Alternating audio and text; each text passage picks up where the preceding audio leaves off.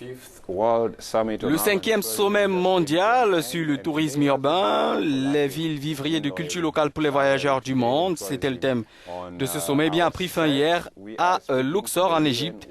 Et aujourd'hui, nous en parlons avec Sandra Carvalho, qui est responsable de la communication de l'OMC.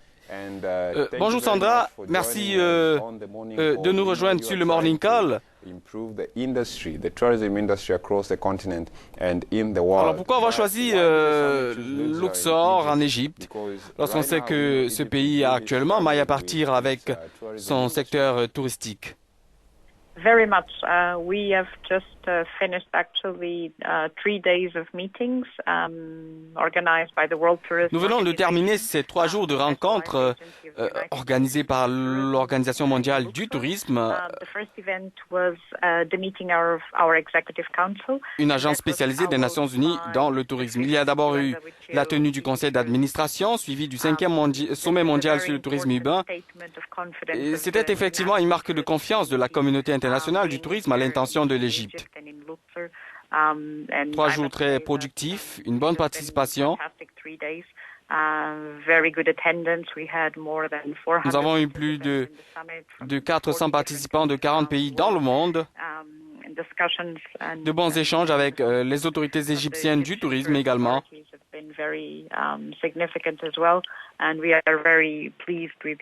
Et donc, de quoi se réjouir pour ce secteur. Sandra, pouvez-vous nous dire ce qui est ressorti de ce sommet? Quelles sont les décisions, les directives qui ont été prises?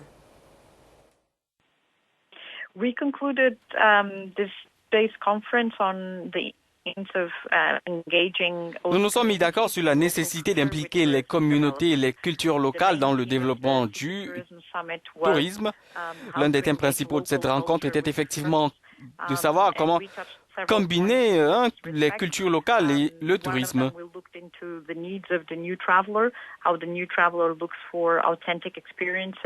Et à ce propos, nous avons planché sur la façon dont les candidats au voyage peuvent bénéficier d'expériences authentiques, appréhender la gastronomie, la culture, rencontrer les gens, faire plus que visiter la ville en fait. Il s'est aussi agi de voir dans quelle mesure on peut gérer la question des congestions dans les villes.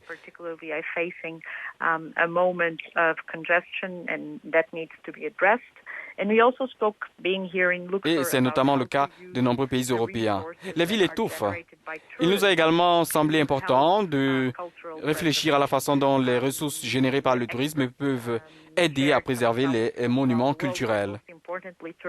Les experts présents se sont presque tous accordés sur le fait que les revenus issus du tourisme sont à même d'assurer cette fonction de préservation.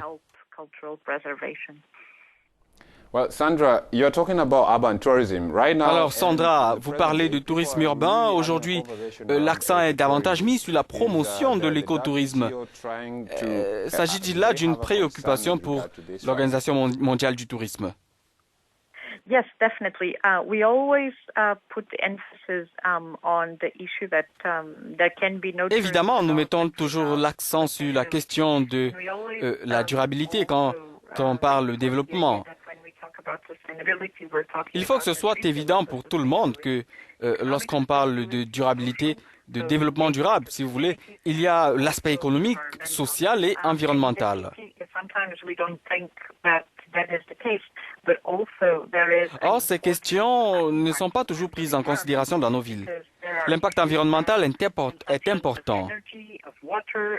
Il est bien clair que la consommation d'énergie, d'eau et la gestion des ressources ne peuvent être ignorées lorsqu'on développe nos villes. On ne parle pas seulement du bien des citoyens, mais aussi des potentiels touristes.